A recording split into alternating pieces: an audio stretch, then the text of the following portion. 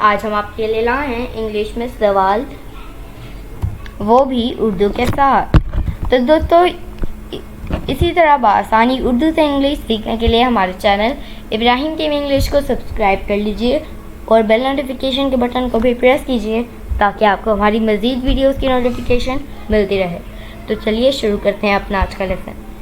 English में सवाल पूछें। एनीथिंग एल्स और कुछ। What is that?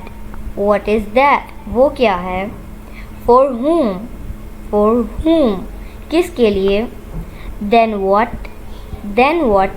फिर क्या? Why not?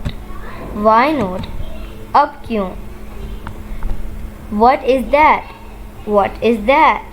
वो क्या है? What to cook? क्या पकाएं? What to study?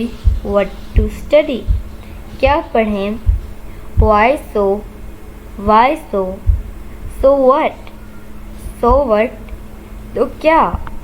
What next? आगे क्या? So my dear friends, it is it for today. I hope आपने बहुत कुछ सीखा होगा इस वीडियो से।